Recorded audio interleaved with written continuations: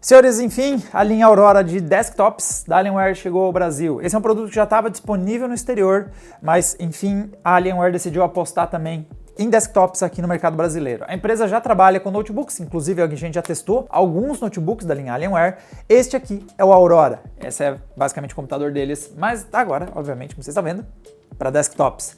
Nesse vídeo aqui eu vou abrir esse cara, mostrar para vocês como é que é a construção dele e também trazer as nossas impressões com nossos testes e os gameplays que a gente fez com ele, para ver se vale a pena investir num modelo como esse. E investir bastante, porque obviamente ele é carinho.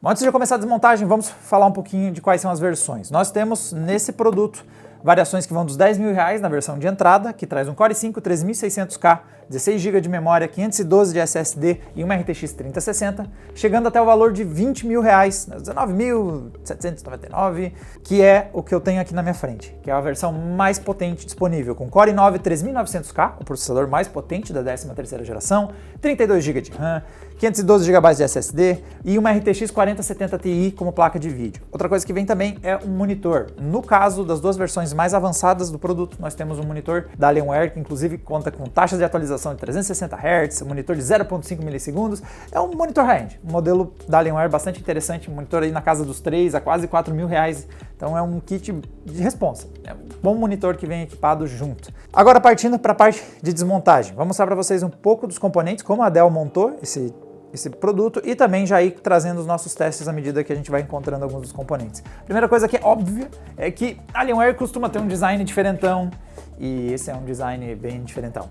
Vê que ele é um gabinete, obviamente entrega um visual diferente, assim que você liga ele, ele chama atenção, parece aquela vibe bem futurista da Alienware. Normalmente me preocupa quando dispositivos gamers tentam ser muito diferentões, que às vezes eles dão errado na mão. A Alienware tá num ponto que eu acho ok. Ele é metido a futurista, é meio alienígena, mas eu acho que, pelo menos na parte estética, a Alienware mandou bem nesse design, especialmente quando os LEDs dele estão acesos. Eles são customizáveis, né? Você pode mudar cada uma das áreas e as cores, temos essa diferença. O ponto importante é, nem todas as versões trazem essa abertura, que vocês estão vendo aqui, essa janelinha aqui o Clear View, que é como a Dell tem chamado. Alguns modelos de entrada não vão ter essa parte em acrílico, você não vê a parte interior. Esse aqui, como eu disse, é um modelo high-end, então você consegue ver a parte externa dele. Para a parte de desmontar, eu tenho uma boa notícia inicial, e depois ela fica péssima. A boa notícia inicial é isso aqui, ó. Tem um parafuso na parte de trás, nessa ponta aqui. Tem um carinha aqui, então a gente vai tirar ele. E meio que acabou o uso da chave de fenda cruzada por boa parte do vídeo. Então, a maior parte dos componentes você vai retirar somente esse parafuso que vocês viram aí. Porque depois que tirou ele, você tem a possibilidade de puxar essa alavanquinha aqui, ele vai soltar essa tampa. E ao remover ela, a gente tem acesso a boa parte dos componentes internos. Aqui nós temos então o gabinete e boa parte seja da manutenção básica, seja dos componentes mais relevantes, você tem acesso aqui e não envolve mais parafusos. A gente vai desmontar algumas dessas peças para vocês verem.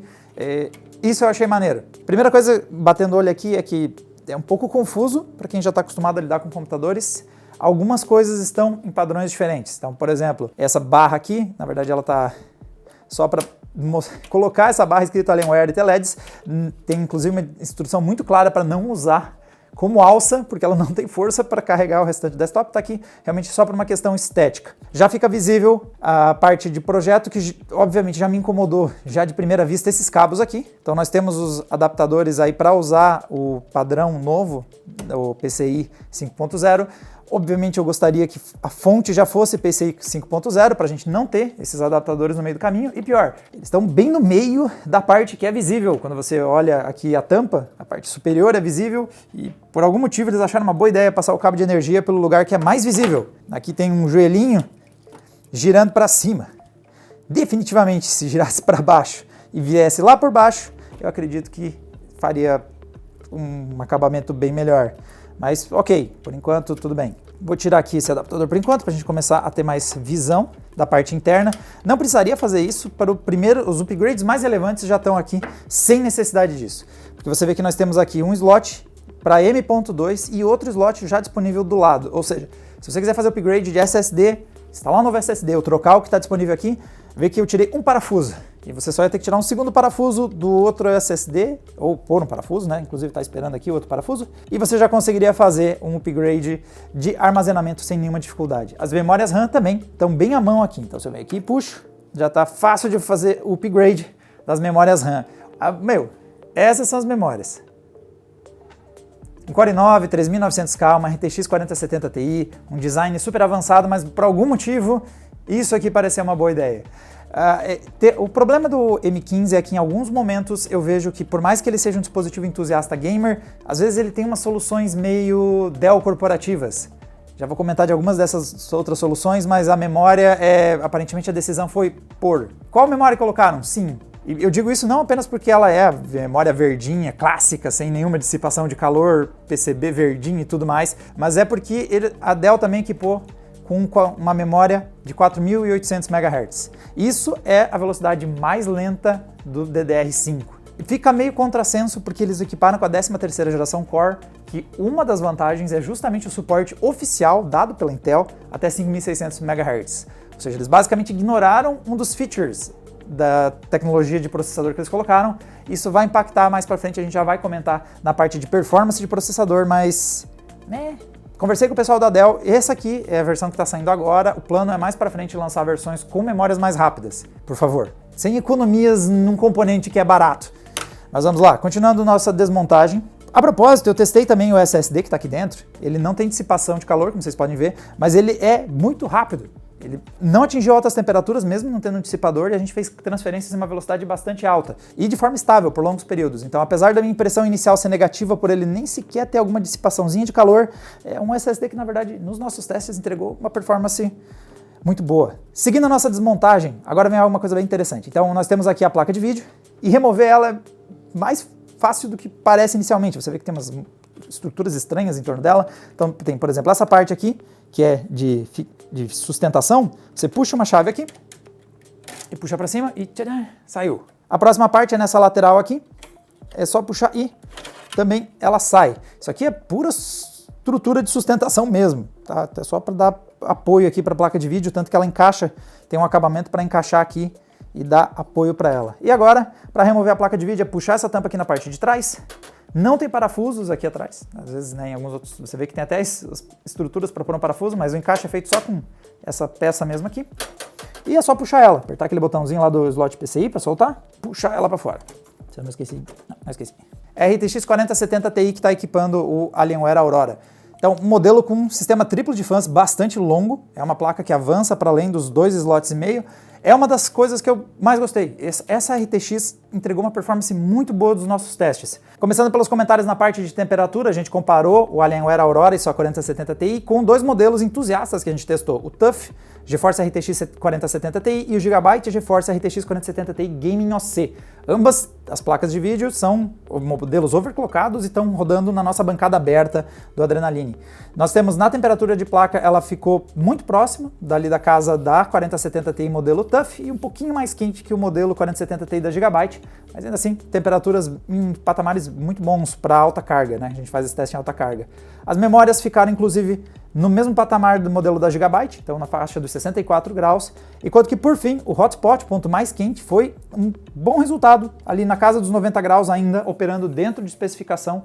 Claro que os modelos entusiastas da linha TUF e da linha GeForce da Gigabyte são duas placas mais robustas, tiveram uma vantagem na hora do arrefecimento, mas ainda assim operando dentro de padrões bastante aceitáveis, inclusive atingindo frequências bastante altas. Agora indo para os testes, começando pelo teste de sintético do Blender de renderização em 3D, nós tivemos essencialmente a mesma performance entre ela e os outros modelos 4070 Ti, colocados no comparativo, ou algo que se repetiu também no Assassin's Creed no modo 4K, então nós tivemos essencialmente a mesma performance entre todos os modelos com 4070 Ti. Agora falando em Cyberpunk, a gente começou a perceber uma leve diferença em favor dos modelos overclockados, então tanto a TUF quanto o modelo da Gigabyte ficaram levemente na frente, mas uma diferença de 10%, algo justificável principalmente por serem modelos overclockados, enquanto que o modelo da Alienware está no clock padrão da 4070 Ti, de acordo com a NVIDIA.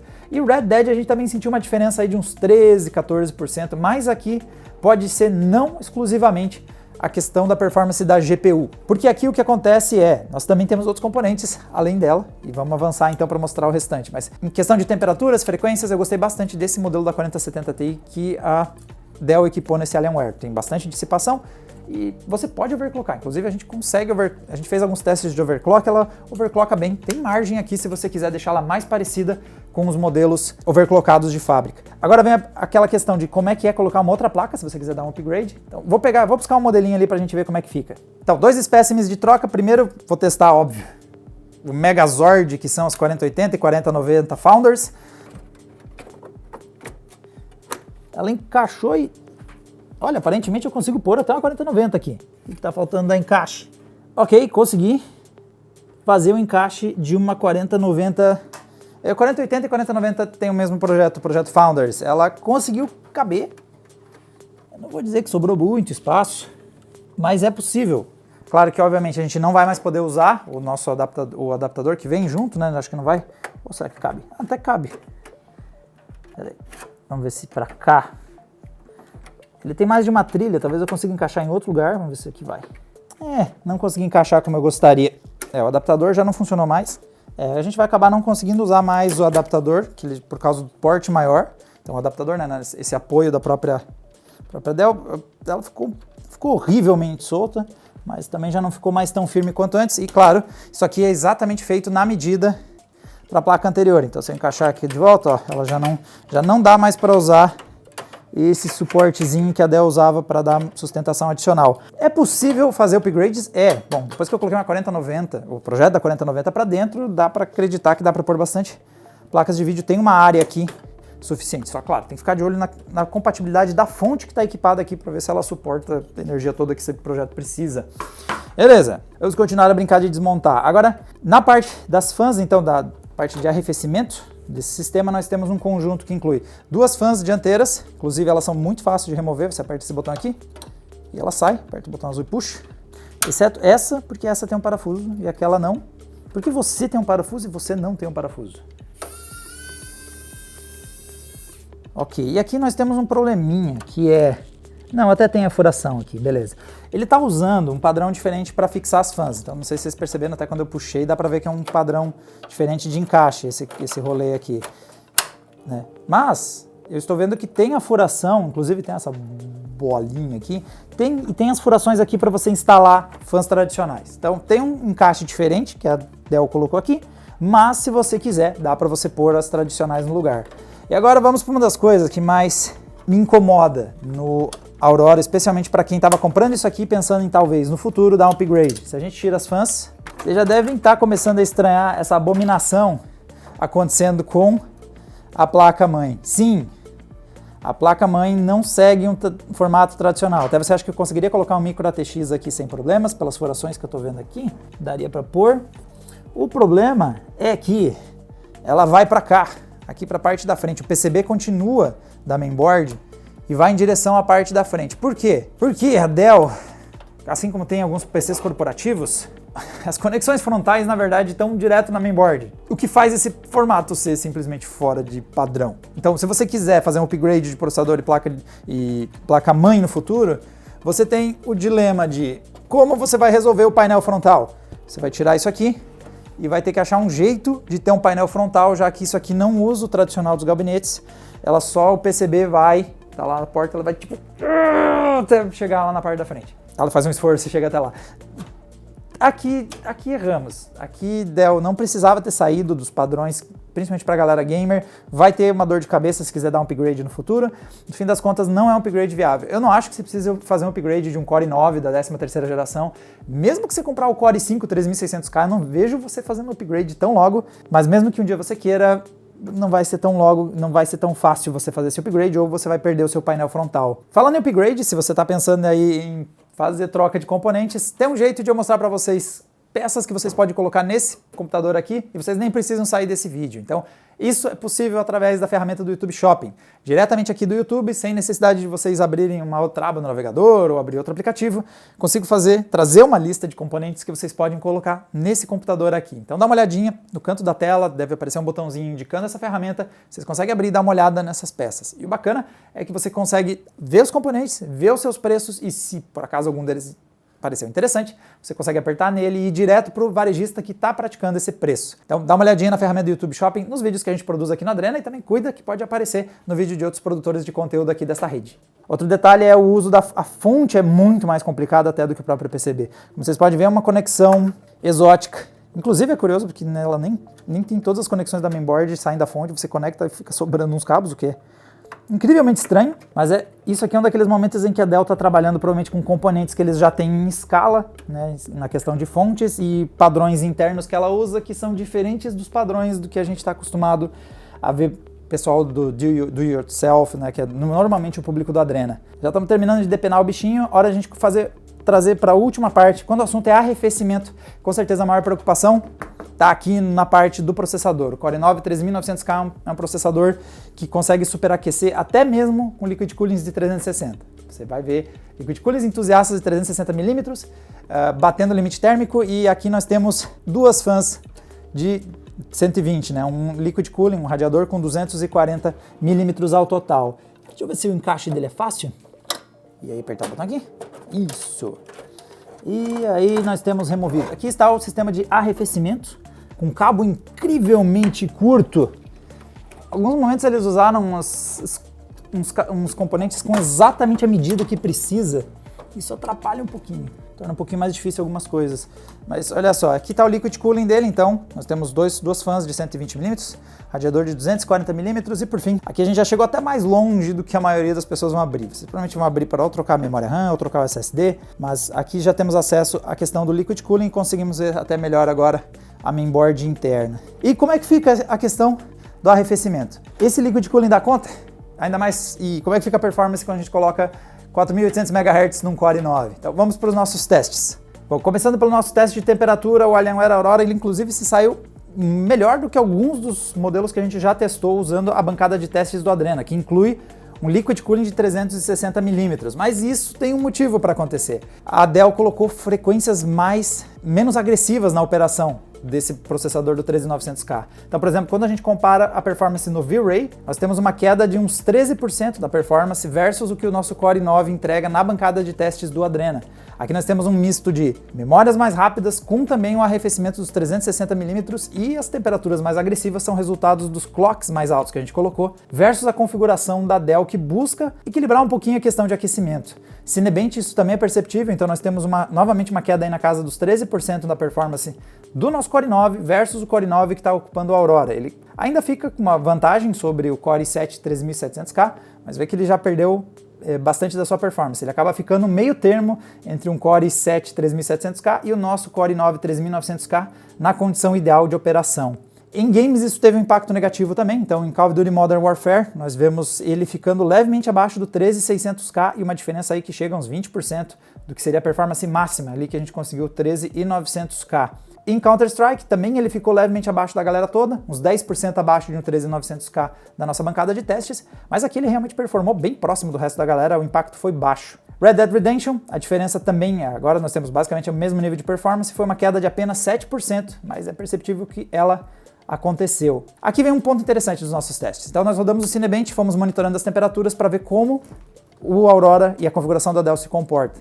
Ele tem uma janela de 1 minuto e 30 em que a gente tem o P1 operando. Ela operando nas frequências máximas com energia em alta carga, então a gente vê mais de 200 watts de consumo de energia, as frequências operando ali próximo dos 5 GHz em todos os núcleos. Só que justamente para não superaquecer esse sistema, manter a rotação das fãs em um nível bastante aceitável, tudo isso ser equilibrado, a Dell pisa menos no acelerador no projeto aqui da Aurora. E o resultado é que depois desse tempo inicial e um aquecimento maior do Core i9, ele cai um pouquinho a questão tanto de energia, que é alimentado no processador, quanto as frequências. Então ele passa a operar com todos os núcleos de performance em 4.3, a gente vê o consumo abaixo dos 200 watts, já indo para casa dos 120 watts. Tudo isso faz com que, em testes curtos, ele performe igual a qualquer Core i9 das nossas bancadas entusiastas, com Liquid Cooling de 360. Só que em testes longos o bastante, de render por muito tempo, ele tem um certo detrimento na performance.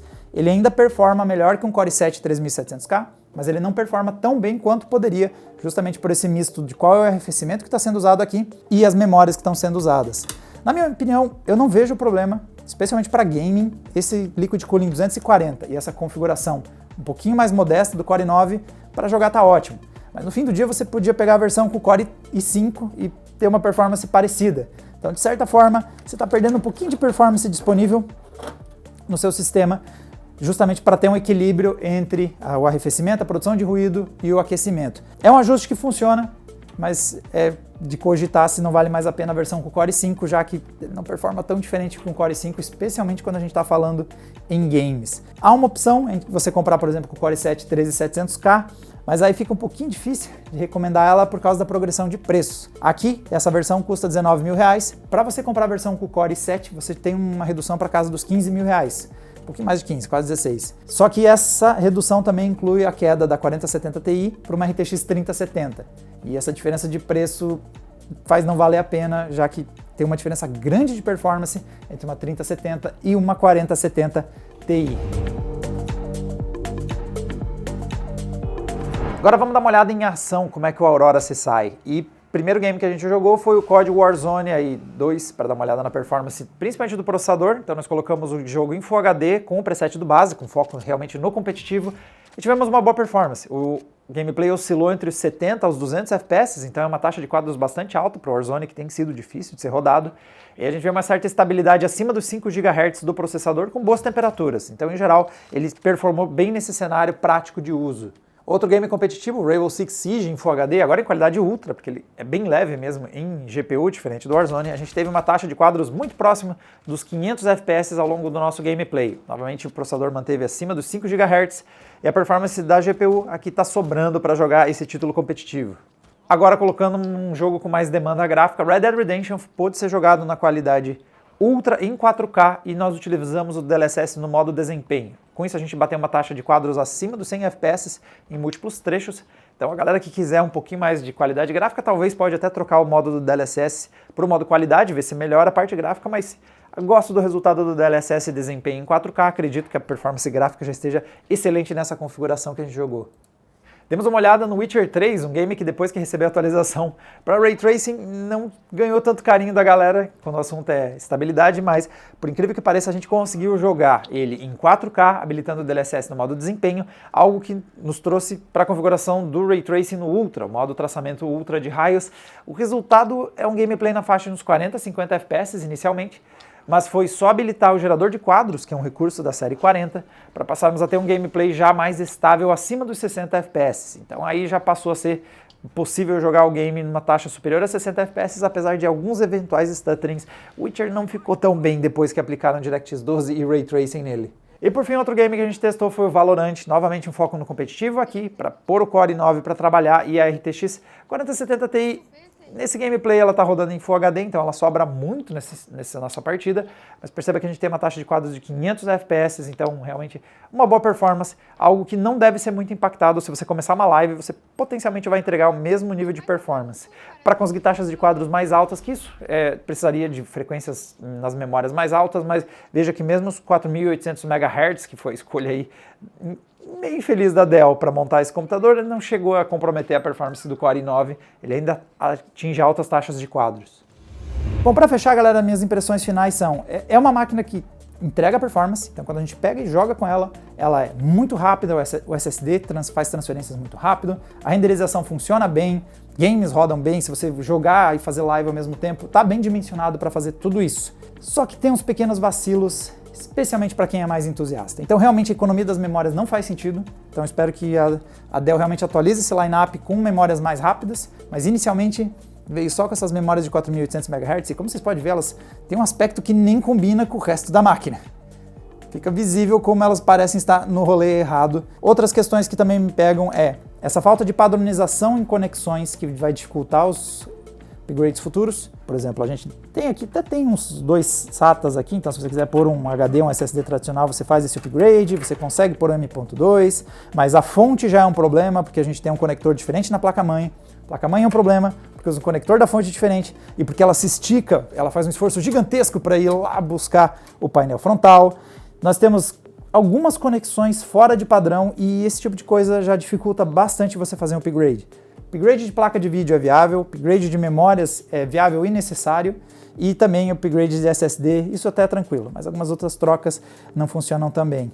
E outra coisa é, infelizmente, o software. E aqui nós temos algumas coisas que me pegam muito, para quem for entusiasta mesmo e quiser fuçar, que é a limitação em várias coisas. Então, por exemplo, você não consegue fazer um undervolt ou um downclock, uma coisa que muitas vezes o pessoal gosta de fazer, especialmente modelos que aquecem muito, e como é o caso do Core i9, né, tentar fazer essa configuração do undervolt está bloqueado tanto no XTU, né, no Extreme Tuning Utility da própria Intel, se você instalar ele, não está disponível no Alienware Center, Command Center, né, onde você faz ali as configurações do Alienware, e nem na BIOS. Se você acessar a BIOS, infelizmente ela não tem essas opções, ela só te deixa fazer um aumento das tensões que vai aumentar o aquecimento, e não é exatamente o que a gente quer aqui.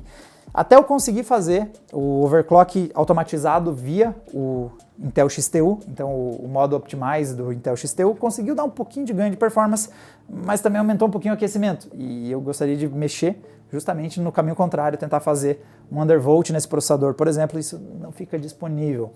Placa de vídeo já tem um pouco mais de maleabilidade, dá para mexer um pouquinho mais na GeForce, mas o processador tem essas limitações. Tem outros momentos que o software dá umas vaciladas super estranhas, então eu, por exemplo, tentei fazer o upgrade nas memórias DDR5, já que veio essas memórias de 4800, eu fui lá e peguei um kit da Team Group de 6.000 MHz DDR5 e eu não consegui aplicar o XMP, porque não tem interface de aplicar o XMP.